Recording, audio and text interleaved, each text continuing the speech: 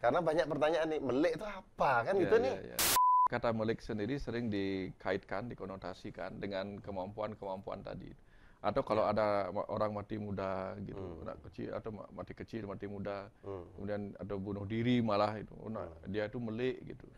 Kalau benar kita memperlakukan anak melik itu membimbing, menjadi anak istimewa, menjadi istimewa yang lain itu jauh lebih bagus.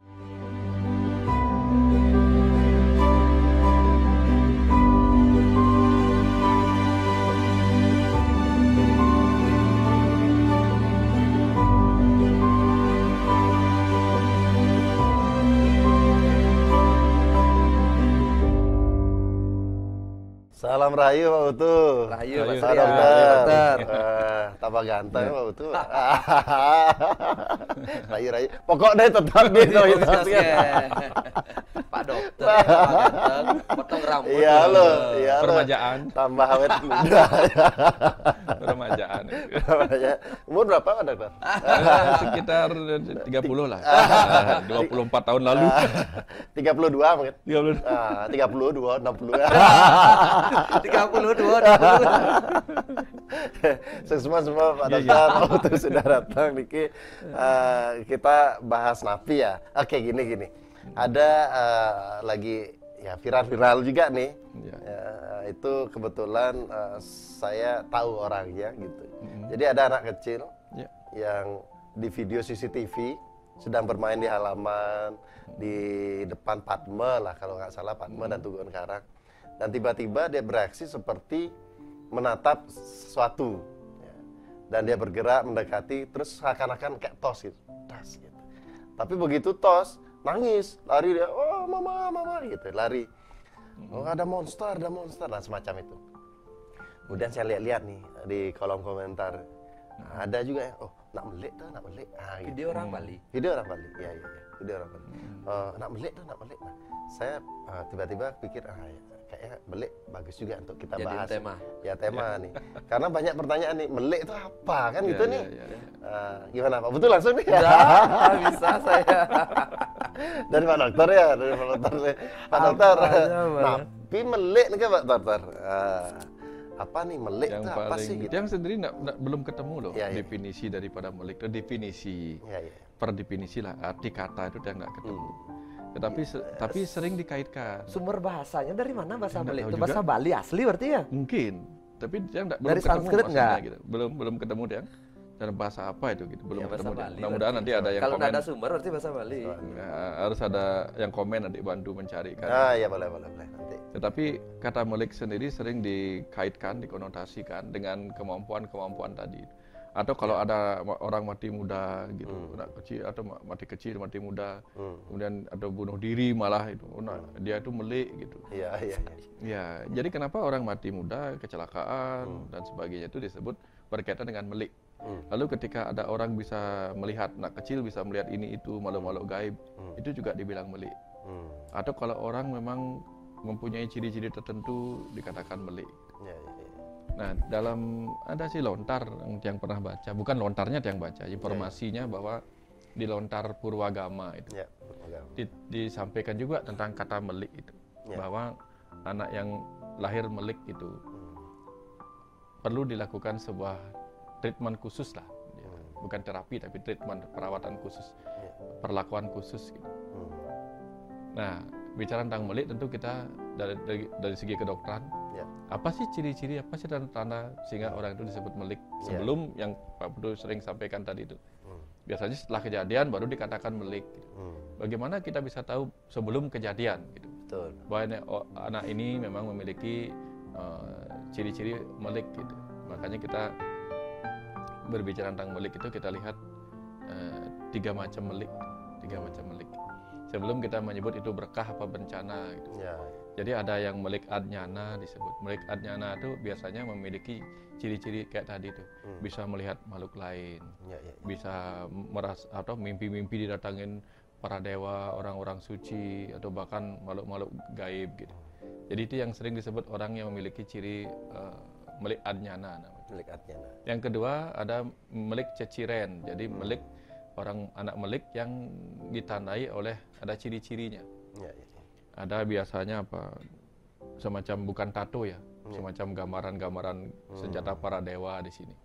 Nah, mungkin dari segi kedokteran itu, mungkin itu sebenarnya pigmentasi yang berlebihan di beberapa area tertentu, kulit yang kemudian tampak sebagai mirip-mirip seperti senjata ini, para dewa ini, karena kita seringkali memiliki pareidolia gitu. Pareidolia itu artinya apa? Kita mengimajinasikan sesuatu itu mirip. Misalnya awan berbentuk hati, gitu. Awan berbentuk jantung, gitu. Awan berbentuk petruk. Imajinasi kita yang merupakan psikologis kita. Yang atau zaman yang sedang dulu pernah ngetren adalah ketika kita bicara batu ake, ini ada gambar tertentu. Bergambar tertentu. Itu pareidolia dalam dunia psikologi. Nah, kemudian itu melek ceciren. Ada yang datang sebagai apa? Tai lalat di tengah-tengah dahi. Gitu. Tapi kalau bicara tentang tai lalat posisi-posisi yang tertentu di tempat kita ini, ya itu bisa macam-macam juga maknanya. Bagaimana dengan tai lalat yang ada di kelamin yang pas tengah-tengah, itu namanya medurga gitu misalnya. Kan. Dia mempunyai kesaktian tertentu. Gitu. Lucu-lucu lah ceciren-ceciren yang disebut itu. Ada yang di bawah lidahnya itu ada hitam gitu. Tapi secara dunia medis itu kita perlu hati-hati juga. Siapa tahu kalau tai lalatnya berkembang itu mungkin namanya melanoma gitu. Melanoma perlu hati-hati. Nah, karena ciri-ciri itu kita juga perlu hati-hati. Karena kalau dia bintik hitam di lidah, ternyata itu prakanker gitu misalnya, prakanker lidah gitu misalnya, kan dia bisa mati muda gara-gara itu. Sehingga perlu perlakuan khusus ketika ada ciri-ciri seperti ini gitu. Nah, apalagi kalau di kelaminnya ada hitam, jangan-jangan itu juga semacam melanoma gitu. Jadi tumor pigmen melanin gitu. Nah, atau kemudian ada yang kelahirannya membuat dia disebut apa tadi? Melik. Ya. Ini kalau bicara tentang itu bisa banyak nih orang jadi melik Pak Putu. Contoh nih, ada melik yang disebut dengan tiba sampit. Tiba sampit itu seorang anak lahir berkalungkan tali pusat. Dan dia anak tunggal. Nah, sekarang ini kan banyak anak tunggal. Banyak anak tunggal, apakah semua anak tunggal melik? Kemudian ada anak yang disebut tiba angker. Tiba angker itu artinya dia dibelit tali pusat. Nah, ini hati-hati juga. Nah, artinya dari kata melik, ajakannya hati-hati. Kenapa anak yang lahir dengan tali pusat membelit itu perlu hati-hati? Kan karena secara dunia medis kan kita pernah kepikiran juga. Kalau anak terbelit tali pusat, jangan-jangan pernah terjadi gangguan suplai oksigen ke otaknya. Jangan-jangan di masa depan nanti ada masalah. Nah, itu kita perlu hati-hati. Kemudian ada anak yang namanya jempine. Jempine itu lahir prematur. Nah, dia juga sering disebut melik. Ciri-ciri melik secara kelahiran. Anak lahir jempine, anak lahir prematur. Di zaman dulu kan prematur berbahaya Pak Putu. Bisa mati langsung, bisa karena pertumbuhannya tidak bagus. Sehingga sangat-sangat perlu treatment yang khusus. Kalau sekarang kan anak lahir prematur kalau sudah bisa terlewati masa-masa prematur itu dan dia kembali sehat seperti normal ya sudah aman gitu kan. Nah, kemudian ada anak yang disebut anak lahir kebrojol. Lahir di tengah perjalanan, margana. Di dalam perjalanan menuju rumah sakit, menuju ke bidan, menuju ke dukun, lahir di jalan kan kebrojol itu. Melik. Nah, disebut melik juga namanya margana gitu. Ada juga lahir di tempat keramaian, wahana gitu. Wahana namanya. Wahana. Gitu. Bukan isi permainan, wahana aja. Gitu. Ada juga anak Saya yang tahu pikiran kamu tuh. wahana ini ya. Ada juga anak yang disebut melik karena lahir tepat pada saat matahari terbit. Disebut julung wangi. Ada tepat saat matahari tengah-tengah disebut julung sungsang. Ada tepat saat matahari mau terbenam disebutnya julung sarab, ada julung macan, julung caplok gitu.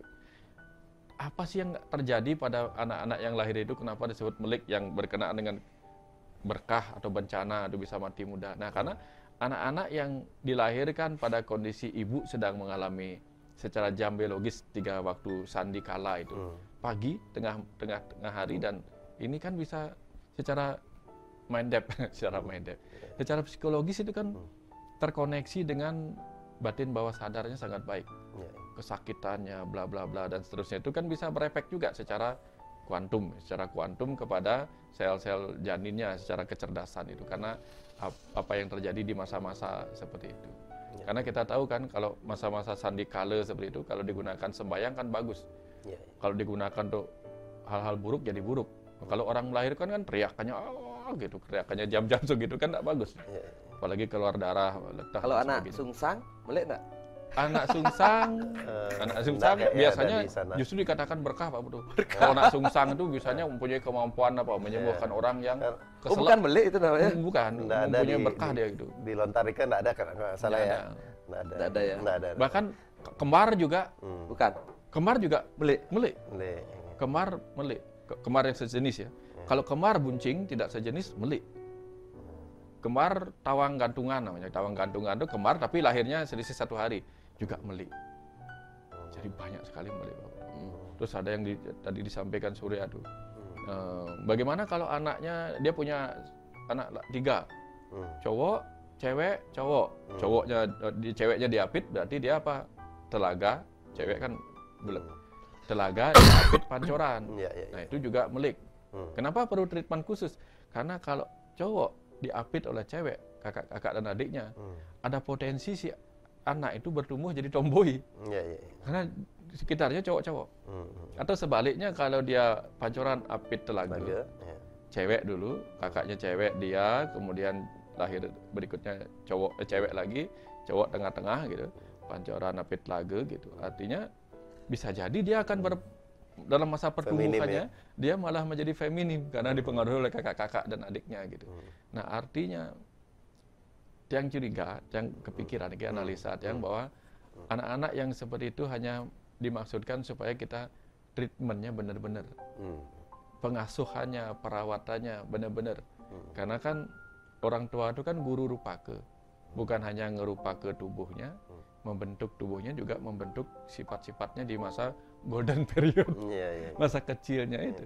Kalau dia tidak punya kemampuan pengasuhan yang benar tentang anak seperti ini, tidak bagus. Sehingga disarankanlah mebayuh. Mabayu. Karena ketika dia mebayuh tentu akan berhadapan dengan seorang sulinggih. Nah ini yang kita bicara dengan masa lalu. Tentang podcast kita kemarin. Iya, tapi jangan terlalu banyak bahas tentang mabayuh. Nanti kita pakai satu sesi tentang mabayuh. Satu sesi lain. Nanti lain. Kita bahas khusus tentang Itu melukat. Itu. melukat nanti ya. Kita bicarakan Melukat, oke. melukat ya, yang Iya, mabayuh iya, ini kita kaitannya sambungkan dengan melukat ini dan ya. mabayuh nanti. Iya, Iya. iya. Oke. Kalau dia sudah mebayuh, tujuannya kan kalau upacara dia nggak berani. Mebayuh nggak tahu upacaranya apa Oke, gitu. oke. Tapi intinya mengharmoniskan energi. Iya, iya, iya. Tetapi yang lebih cenderung tuh tujuan mebayuh itu apa? Ketika si orang tua bersama bayinya ketemu dengan sulinggih yang mengetahui ilmu sastra tentang anak-anak melik itu kan beliau tahu apa yang harus dilakukan terhadap anak-anak yang mempunyai keistimewaan seperti itu. Jadi pentingnya bukan upacaranya, Iya. tatuanya apa, pengetahuannya apa, bagaimana mengasuh, itu yang penting. Kalau cuma mebayuh apakah selesai beres? Rasanya kalau dia tidak mendapatkan pencerahan yang benar, nah berbahaya. Apalagi yang tadi itu yang kita sebut tadi tiba sampit. Tiba sampit itu anak tunggal. Kenapa anak tunggal berbahaya? Karena kalau anak tunggal apalagi ditunggu-tunggu bisa berbahaya selama dalam pengasuhan. Saking sayangnya orang tua bisa memanjakan. Jadi ada masalah sedikit si anak terus dibela, akhirnya si anak tidak mandiri, jadi rapuh. Dan akhirnya apa? Ada masalah sedikit ngebut di jalan. Beli apa saja dikasih. Mau motor cross dikasih. Tapi emosinya belum stabil, ngebut di jalan tabrakan, meninggal, peluasang, melik. Ya. Padahal yang terjadi salah pengasuhan. Ini contoh-contoh. Dan terkait dengan tadi Pak Dokter yang ada, Pak Dokter katakan tadi ada ceciran kan yang mana? Ya. Yang nomor 2 ceciran. Ceciran kan juga seringkali dikaitkan dengan ciri-ciri yang tidak terlihat. Ya. Jadi seseorang yang tanda kutip orang pintar atau seseorang penekun spiritual tertentu mampu melihat ciri-ciri tertentu. Misalnya seorang anak dikatakan terlihat di keningnya ada gambar apa tadi seperti Pak Dokter katakan tadi senjata para dewa gitu. Ya. Nah itu yang susah juga untuk Susah juga dibuktikan itu karena berdasarkan opini seseorang. Nah terkait dengan ini melik Pak Dokter. Saya ada satu situasi yang mungkin pernah juga saya diskusikan. Jadi kebetulan saya ngajar di suatu tempat ya, pelatihan ya, anak didik saya datang begitu selesai pelajaran, datang saya cari ke kantor. Dia tanya begini, coach, yang dipanggilnya coach di tempat itu. Coach, kalau nak melek nikah gitu, mati muda nggak?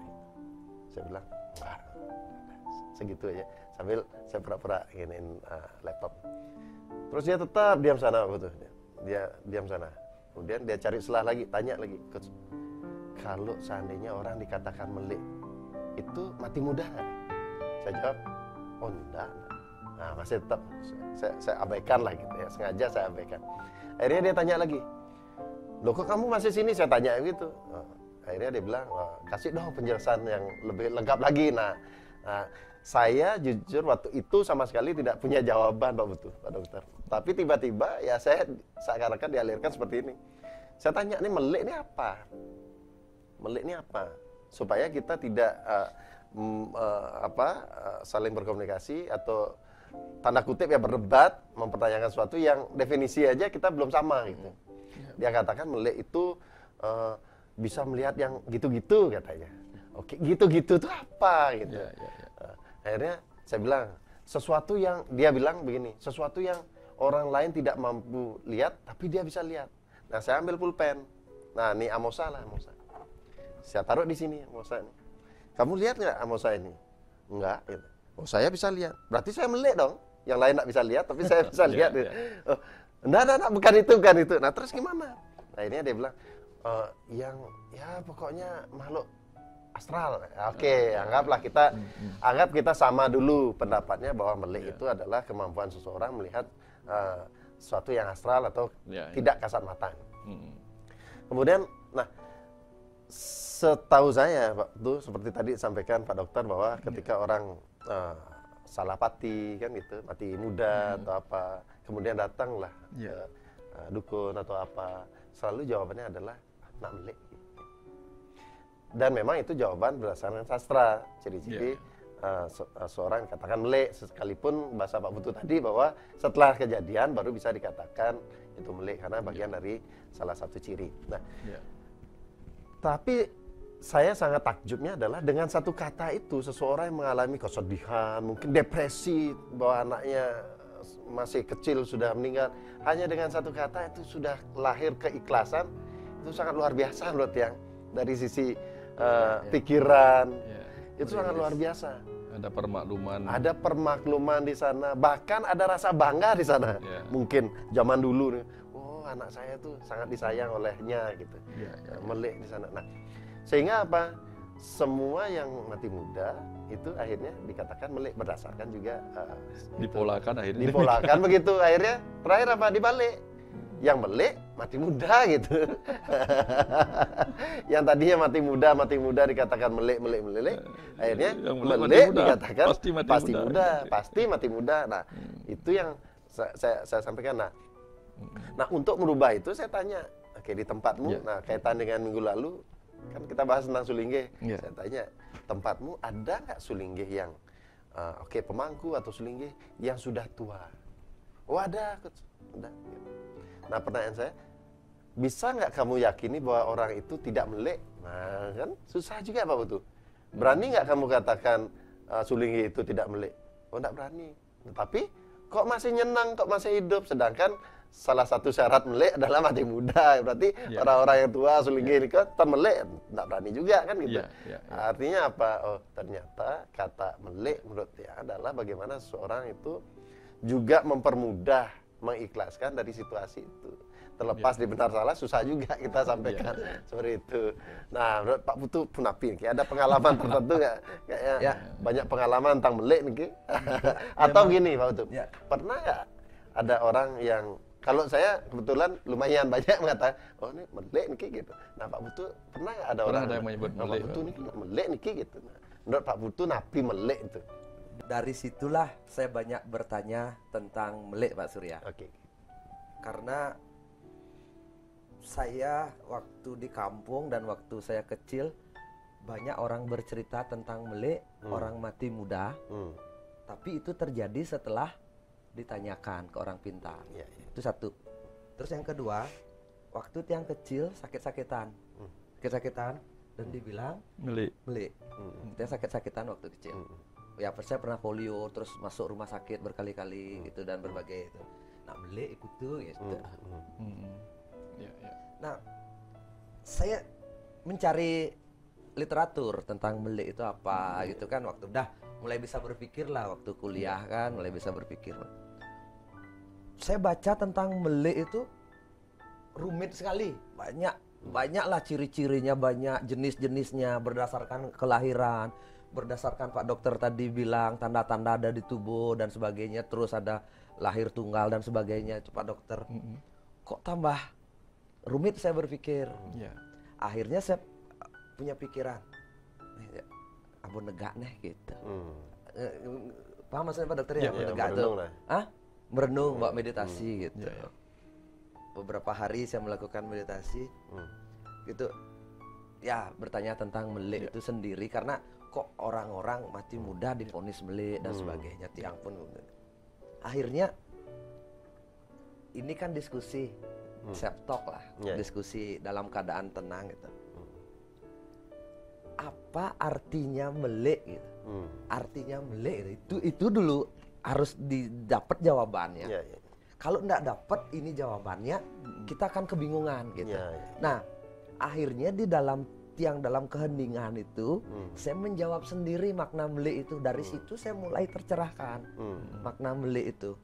Melik itu adalah setiap orang yang terlahir itu istimewa. Itu arti melik itu. Setiap nak melik itu nak lahir istimewa. Spesial. Setiap orang lahir unik gitu. Itu melik artinya. Itu akhirnya dari situ kebuka semua jawaban Tiang. Oh, karena setiap orang istimewa, perlakukanlah si kecil ini dengan sangat hati-hati dan baik-baik gitu. Perlakukan dengan hati-hati dan baik. Karena setiap orang berpotensi kalau tidak dilakukan, melik ini bisa istimewanya menjadi ke kiri. Gitu. Tapi kalau benar kita perlakukan, yang istimewa itu menjadi bermanfaat dan berguna. Itu yang dan lihat. Itu lanjutan dari itu muncullah pertanyaan, ini menjadi berkah atau bencana kan gitu? Ya, menjadi berkah atau bencana gitu. Jadinya Tiang sih berpikir karena Tiang merasa ya nak nyen ten kari mati muda dianggap melik gitu.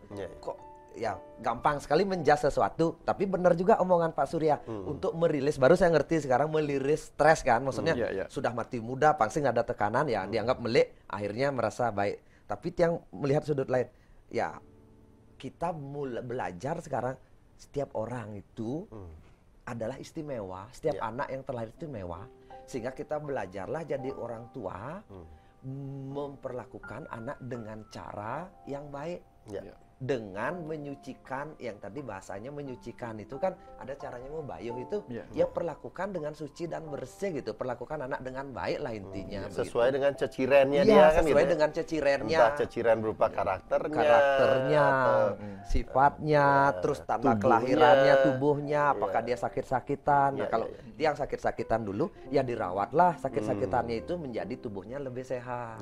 Karakternya kah yang lebih itu, jangan sampai melakukan sampai hal-hal yang buruk tadi sampai meninggal nikah gitu.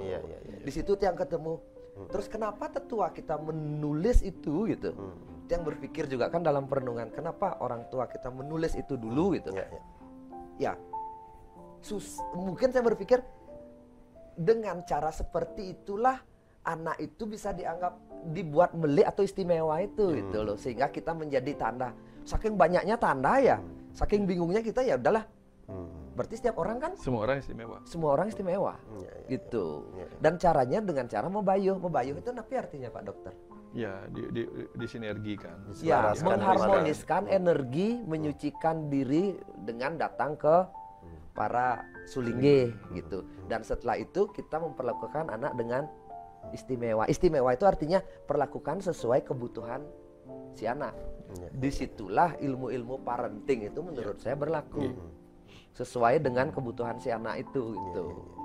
Dan ketika itu tersampaikan di lontar, tujuannya mungkin adalah supaya kita punya awareness atau kesadaran untuk melihat nih tidak, atau setidaknya tidak mengabaikan ciri-ciri anak itu ketika lahir. Betul. Ketika tadi disampaikan bahwa terlilit tari pusar, oke jangan-jangan. Nah, itu berpengaruh ke otaknya karena suplai udara tidak maksimal, sehingga ada treatment khusus. Ya, patutnya napi dari sisi kedokteran itu kita lakukan untuk hal-hal lainnya kan begitu. Mungkin seperti itu Pak Dokternya ya. Gitu. Dan kaitan saya sambung sedikit cerita saya tadi, saya lupa. Nah, ternyata tujuan dia tanyakan itu adalah dia sedang berpacaran pada anak yang dikatakan melek gitu. Dan dia takut nanti kalau pacaran mati muda nanti saya janda nanti gitu. Tapi kenapa sering dikaitkan dengan orang-orang melek dikaitkan dengan mati muda? Yang amat itu seperti Niki Sri ya. Karena bicara tentang orang melek itu kan dia mempunyai keistimewaan. Apalagi yang paling sering dimunculkan adalah melihat nyana, yang bisa melihat ini, melihat itu. Melihat ini, melihat itu, tentu dia disebut anak indigo kalau zaman sekarang. Ketika dia anak indigo, tentu dia adalah roh yang matang. Roh yang matang yang reinkarnasi ke dalam tubuh, sehingga mempunyai kemampuan-kemampuan di atas rata-rata. Mampu melihat yang tak terlihat, mendengar yang tak terdengar, gitu. Dan bukan halusinasi. Kalau dia adalah roh yang matang, tentu tujuan kelahirannya bukan lagi urusan tugas-tugas utang karma, melainkan untuk tugas-tugas tertentu yang sangat-sangat singkat mungkin. Sehingga ada beberapa orang yang belum apa-apa sudah pulang, usia muda sudah balik lagi. Karena mungkin tugasnya nggak banyak dengan kemampuannya itu, nggak banyak tugas. Sehingga seringkali kemudian dikaitkan. Oh kalau dia mempunyai kemampuan bisa melihat ini, bisa melihat itu, berarti dia mati muda. Sementara orang-orang yang akhirnya menjadi sulinggih gitu, kan orang-orang juga mempunyai kemampuan begitu. Apakah beliau mati muda? Berarti kan belum tentu. Nah, apakah beliau tidak melik? Kan istimewa juga beliau gitu. Nah, jadi kaitannya mungkin dengan itu hubung-hubungnya. Jadi yang akhirnya bereaksi cemas, akhirnya memunculkan itu. Jangan-jangan kalau melik mati muda. Akhirnya dikaitkannya ke sana karena ada faktor kecemasan juga. Gitu. Saya sering dapat pertanyaan begini Pak tuh. Itu nak melek atau salah satu ciri melek yaitu ya tadi mampu melihat halus lah seperti itu. Apakah itu halusinasi atau memang dia mampu melihatnya? Gitu. Nah kadang-kadang dilema juga saya menjawabnya itu, tapi saya memutuskan menjawabnya seperti ini. Di atas benar salah selalu ada manfaatnya gitu. Kalau memang dia punya kemampuan khusus itu, ketika dia punya masalah atau apa terkait dengan hal yang mungkin orang lain tidak mampu melihatnya, kan bisa juga untuk diajak berkomunikasi, diajak siapa tahu ada solusi-solusi yang mungkin saja kita normal yang notabene bukan orang melek tidak mampu melihatnya kan gitu.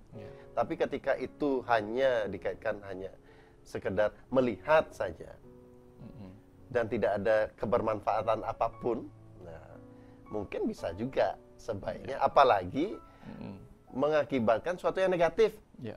Contoh saya tangani banyak ketika orang melihat begitu sehingga tidak maksimal beraktivitas. Mau tidur sendiri tidak berani, mau beraktivitas ke tempat tertentu ya terhambat, mau ke sini merasa dihantui, mau ke bahkan ke tempat suci pun dia takut karena takut nanti akan kerohan dan lain sebagainya. Apapun itu saya tanyakan ke orang tersebut, ini artinya berefek positif atau negatif? Dan saya tidak mau judging gitu, saya tanya langsung. Dan jawabannya adalah negatif. Kalau negatif bagi orang itu, saya arahkan untuk mengatakan bahwa itu adalah halusinasi. Ataupun mampu memanfaatkan hal itu ke yang positif. Contoh Niki, Pak Dokter, saya lagi anak didik Tiang pernah begini. Jadi ketika Tiang ngajar kampus, tiba-tiba dia nangis, lihat di depan jalan nih kayak gitu. Dia lihat, wah itu ada sesuatu katanya. Ya kok nangis?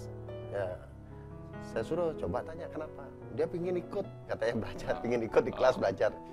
Ya izinkan aja, nah dia malu gitu. Kemudian saya tanya, siapa itu? Ternyata dia katanya nih, dia mampu komunikasi, adalah sesuatu yang akan melindungi dia. Itu saya simpen dan saya buat dia punya pemahaman dan keyakinan tentang hal itu. Bahwa sejatinya namanya penjaga kan pastinya berbentuk suatu yang menyeramkan.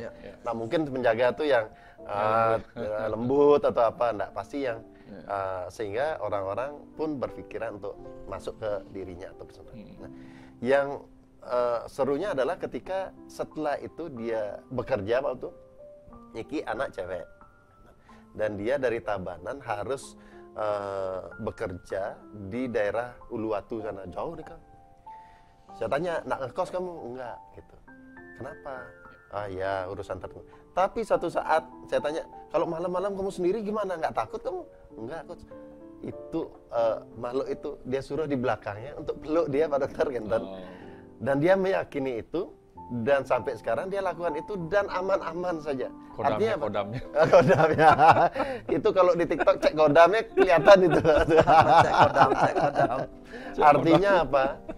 Muncul kebermanfaatan di sana. Kebermanfaatan sebagai penjaganya kan begitu.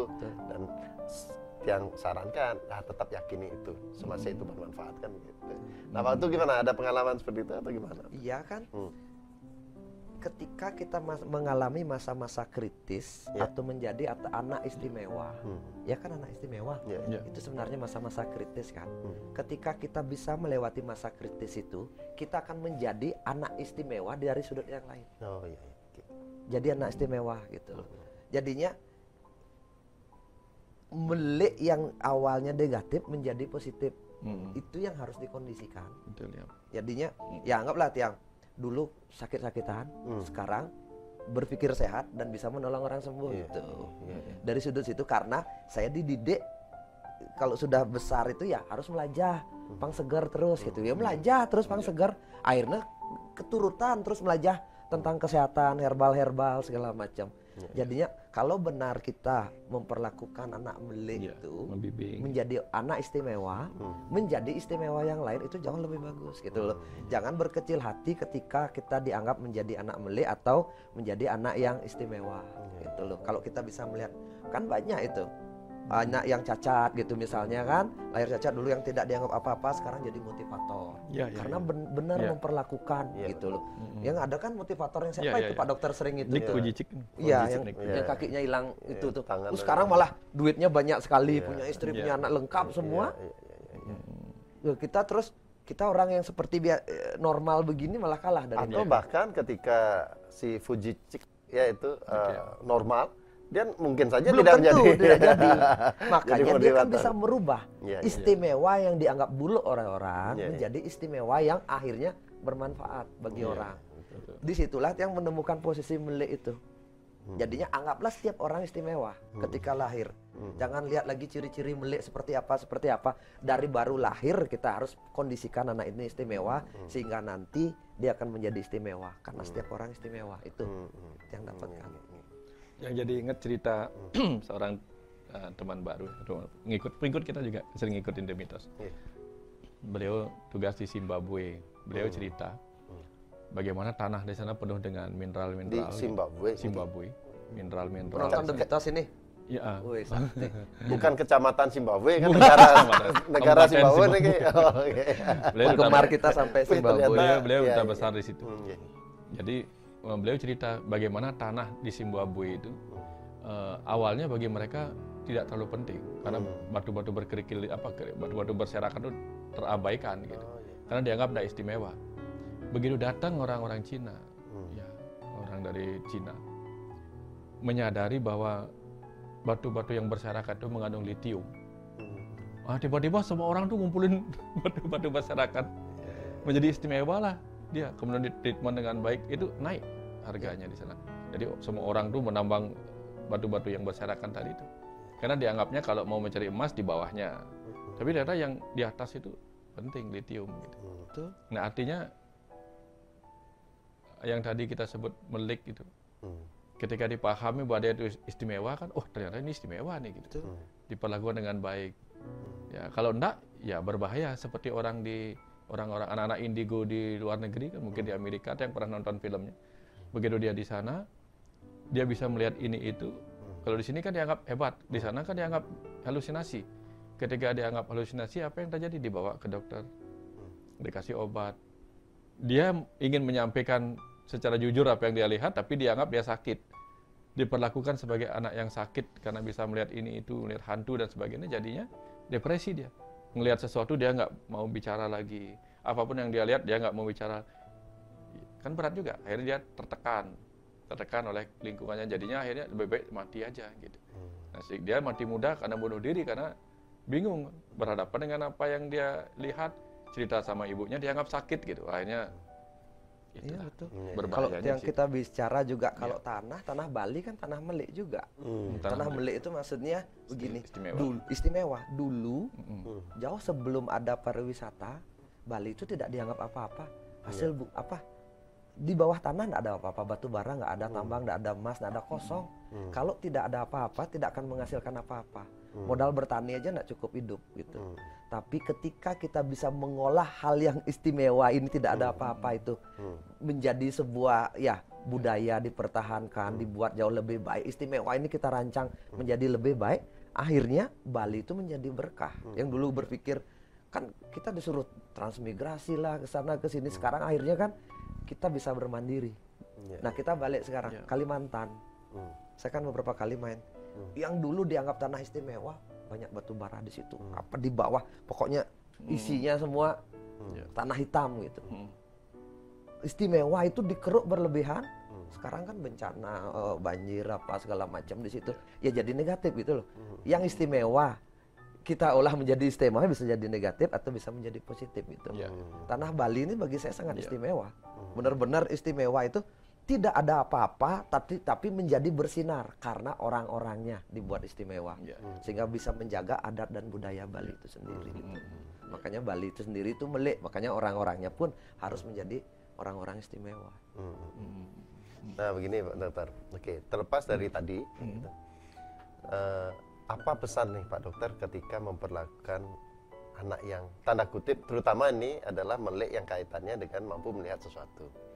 Karena tadi ketika disandingkan dengan luar negeri, oke ya benar, seandainya dia bisa melakukan sesuatu tapi dianggap tidak mampu, oke depresi. Atau sebaliknya, dia tidak mampu, hanya ketakutannya, tapi diperlakukan mampu. Nah itu juga bahaya, karena saya banyak juga nangani hal seperti saran Pak Dokter gimana? Saran utama kita kan harus mirroring, intinya kita mirroring. Ketika ada seorang anak bisa melihat sesuatu yang tidak dilihat oleh orang lain, kita walaupun tidak melihatnya, pura-pura aja bisa melihat. Untuk menemaninya minimal punya teman ngobrol lah. Apa sih yang disampaikan oleh yang kamu lihat itu? Pura-pura aja kita begitu. Jadi kita menggunakan dia untuk mempelajari sendiri. Seperti yang Surya lakukan tadi itu. Gitu. Diajak, ayo gunakanlah ya, untuk menjaga kamu gitu misalnya. Atau kalau gitu kamu tanya-tanya aja sekalian. Apa sih yang ada di alam sana? Ada berapa lapis dimensi sana gitu. Nanti siapa tahu dia berkembang. Misalnya kita ketemu anak SMP yang bisa melihat makhluk-makhluk sana. Coba tanyain dia. Menurut dia itu di sana tuh alam berapa dimensi? Kalau kita di sini kan 3 dimensi, di sana berapa dimensi? Gitu misalnya. Kan jadinya kita dapat ilmu dari alam lain. Kalau seandainya dia bisa melihat. Nanti kalau dia bilang, oh dia nggak tahu juga. Oh, memang dulu dia tamatan apa sebelum jadi gini? Kita ajak dia begitu, sampai kemudian pikirannya mengatakan sendiri, menyimpulkan sendiri bahwa kok dia nggak tahu sih pertanyaanku. Kalau dia memang makhluk seperti itu kan harusnya dia tahu jawaban dari pertanyaanku begitu misalnya. Nanti kan pelan-pelan keraguannya sendiri muncul oleh pertanyaan dia yang tidak dijawab oleh apa yang dia lihat itu. Gitu.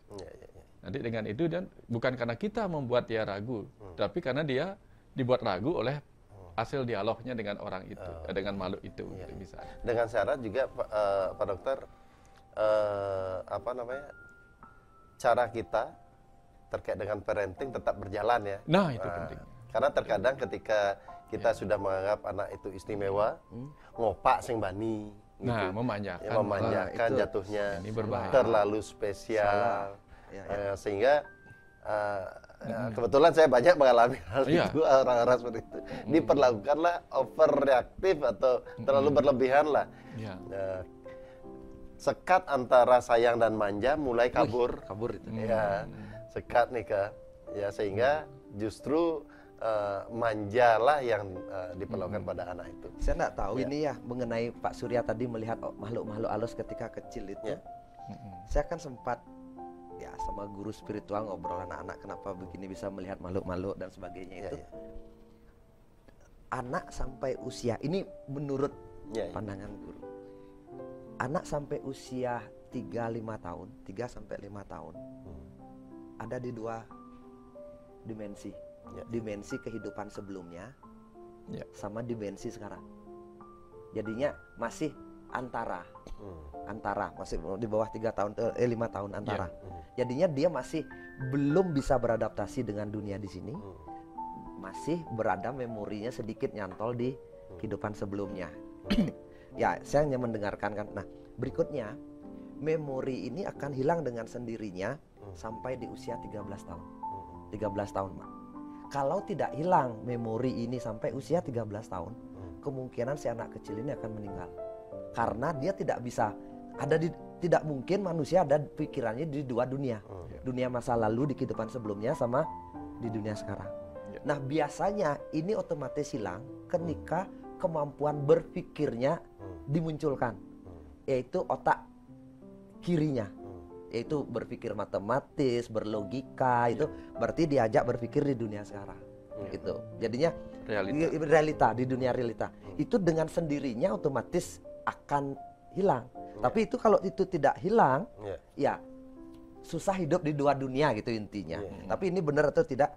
Kalau misalnya tetap ada itu, disarankan bagaimana? Ya, benar-benar pendidikan yang dididik adalah pendidikan logic thinking. Rasionalnya dihilangkan dulu sedikit gitu loh. Logic thinkingnya dikuatkan. Bermain logika, hitung-hitungan, matematika, bermain gini. Akhirnya dia berlogika sendiri. Di usia 13-an tahun itu hilang semua biasanya dibilang. Tapi masuk akal saya dapat itu. Logika saya sih, oh ya mungkin saja halusinasinya kuat. Atau memori masa lalunya dapat masih. Karena imajinasinya kuat di masa lalu. Terus pelan-pelan logic thinkingnya diperkuat. Ya imajinasinya kuat. Berpikir logis akhirnya begitu. Saya setuju dengan Pak Dokter, Pak Putu kaitan dengan tadi bahwa pada fase-fase tertentu ya, pada umur-umur tertentu kita biarkan imajinasinya berkembang. Iya, betul. Salah satunya apa? Mungkin ya melihat itu ya silakan aja sebagai teman imajinernya. Kemudian yang paling sederhana adalah apa? Kita kan dulu waktu kecil berimajinasi jadi dagang-dagangan gitu, dokter-dokteran kan gitu. Ya biarkan itu berkembang. Semasih tadi dengan syaratnya adalah memperlakukan sebagai parent atau orang tua ya prosesi parentingnya berjalan juga, aturan parentingnya juga berjalan dengan semestinya kan gitu Pak Dokter ya. Atau Pak Dokter mau tambahkan silakan. Yang ada kalau nggak salah baca kemarin atau salah nonton ya, imajinasi tentang seseorang pangeran dari daerah kerajaan di timur nih, di Bali Timur, yang lupa di mana beliau diceritakan itu dalam sejarahnya. Konon beliau masuk ke alam sana gitu. Di alam mimpi atau alam mana itu, melihatlah beliau didatangi para bidadari kecil-kecil menari. Nah, apa yang dilihat dalam imajinasi itulah kemudian dituangkan menjadi tarian Legong Keraton itu. Itu tariannya seperti itu, konon katanya itu tarian para bidadari di alam sana, ada yang jadi Garuda atau apa gitu. Itu yang beliau lihat. Jadi ketika sesuatu yang imajiner itu diturunkan kan seperti ini. Nah, mungkin gambaran-gambaran makhluk-makhluk astral alam sana yang kita kenal di Bali, yang apa namanya, yang wujudnya Dorakala berwujud raksasa seperti ini, itu kan imajinasi yang mungkin dilihatnya dari alam sana yang kemudian digambarkan. Kita nggak tahu menggambarkannya, gitu. Tapi mereka mempunyai kemampuan untuk menggambarkan itu, sehingga mewujudkan menjadi realita yang tadinya imajiner jadi realita. Tapi kalau hidup di 2 dunia itu memang asli bahaya. Contoh nih misalnya, kalau orang bisa ngelihat hantu, melihat ini, melihat terus jalan-jalan ke Kuta itu banyak bererong gitu. Bingung kan di sana kan, setiap mau makan kata bisa ngelihat penglaris gitu misalnya kan. Misalnya harusnya secara natural hilang kan? Hilang. Contohnya tuh gini Surya. Kita pernah nggak pakai komputer versi lama masuk ke versi baru, tiba-tiba kita gagap di versi baru. Betul. Setelah itu, setelah kita pintar, lupa pada versi yang lama. Gitu. Biasanya itu, gitu. Beradaptasi kita dengan versi baru. Gitu. Nah, dengan tubuh yang baru. Tubuh yang tidak bisa langsung kita beradaptasi, butuh waktu beradaptasi. Ya, setiap roh atau pengguna tubuh ini pasti beradaptasi dulu. Gitu. Tiang aja ketika ganti dari InDesign yang 2017 ke 2022 gitu. Semakin saya percaya logikanya di sini saya dapat. Iya, pindah komputer itu. Flash disknya dicabut, dipindahin, kita beradaptasi. Ini komputer baru nih, kayak cara nganggur. Tapi masih ingat-ingat sama komputer lama kita. yang dekat belajar dari komputer lama. Iya. Benar-benar harus belajar. Tapi setelah kita pasih menggunakan komputer baru, yang lama dorong wahnya kutang, sing menggunakan pidang. Ya, sebagai pengetahuan yang sudah pernah kita tahu kan gitu. Betul. Misalnya mungkin ini lebih bermanfaat kan gitu. Iya. Ya kembali terkait dengan itu, kenapa saya sedikit menekankan begitu? Ya kembali saya temukan satu sisi tertentu ya di luar bahwa itu real atau apa, dan kita sepakat bahwa daya imajinasi kita kan kita harus juga maintain di sana. Yang mana ketika parenting tidak dilakukan, itu anak memanfaatkan hal itu. Gitu. Ketika dia tidak dikasih sesuatu, mulai dia mengaitkan dengan itu, dan orang tua yang tidak punya pemahaman, ya lain kalau Pak Dokter, Pak Putu atau kita yang paham dengan itu, menyiasatinya gampang. Tapi ketika orang tua yang tidak tahu tentang hal itu, nah sudah sedikit-sedikit ke sana, sedikit ke sana, dan dia tidak bisa berbicara banyak, dan akhirnya berpola lagi. Semakin dimanfaatkan, bahkan tidak mau sekolah pun hanya karena itu saya disuruh nggak sekolah gitu. Ada, gimana itu? Ada Surya, ada kemarin dia di sekolah tidak bisa tenang karena melihat makhluk-makhluk seperti ini. Baru SMP ternyata. Di rumah juga dia melihat ini itu, makhluk-makhluk yang tidak kelihatan. Terus dia kalau tidak sekolah dia sukanya apa? Gitu. Dia sukanya bikin video-video anime. Ya sudah, bikin aja video anime, nggak usah sekolah. Bikin video anime yang gambarannya adalah makhluk-makhluk yang dia lihat. Betul, setuju. Tak suruh dia begitu. Oh ya, terus gimana sekolahnya? Nanti homeschooling aja gitu. Suatu ketika kan katanya sekolah hanya menjadi tempat kita mendapatkan surat tanda ini aja gitu. Belajarnya bisa di mana saja. Gitu. Dan itu juga membuka tadi, menyimpulkan tadi Pak Putu bahwa itulah orang-orang melek kan gitu, orang-orang spesial, dan kita orang tua harus mampu membaca nih spesialnya di mana nih anak kita nih, sehingga kita bisa treatment khusus tanda kutip khusus sesuai meleknya kan gitu, karakter bawaannya. Terus yang paling penting tuh gini, karena yang tiang amati, penanya yang paling serius tentang melek itu apa sih? Ternyata yang dia takutkan tuh kematian. Mati muda. Nah, jadi kalau sudah bicara tentang kematian, kita bagi 3 lagi. Apakah orang melek mati? Ya. Apakah orang tidak melek mati? Ya. Semua mati. Terus cara kematiannya bagaimana? Mati benar, mati dengan cara biasa, wajar. Mati ulah pati, salah pati. Nah, 3 itu aja. Ketiga-tiganya ya mau yang melek, mau yang tidak melek, sama-sama bisa seperti ini gitu.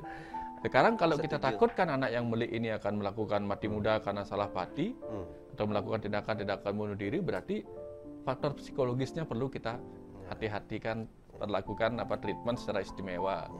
Kalau dia ulah pati, misalnya salah pati naik motor sembarangan, ulah pati coba-coba bunuh diri karena depresi, berarti kita perlu siapkan. Mau kita punya anak melek atau tidak melek, karena potensinya sama-sama bisa bunuh diri, bisa kecelakaan di jalan, semuanya perlu treatment yang sama, yaitu apa? Perlu pengasuhan yang benar tentang bagaimana menghadapi realita kehidupan ini. Jadi tampaknya kita mulai menemukan bahwa melek tidak melek sama saja. Semua orang harus diperlakukan istimewa. Oke. Wah, luar biasa. Semakin nikmat kopi Kensennya nih. Kopi lu lah. Ada udah 50 menit ini. Ya, artinya luar biasa. Ada hal sangat dalam sekali kita bahas terkait dengan melek. Nah, semoga apa yang kita diskusikan ada manfaatnya buat. Siap. Sukses semua Pak Dokter, Pak Putu, sampai ketemu di The Mitos berikutnya. Pokoknya tetap di The Mitos. Rahayu.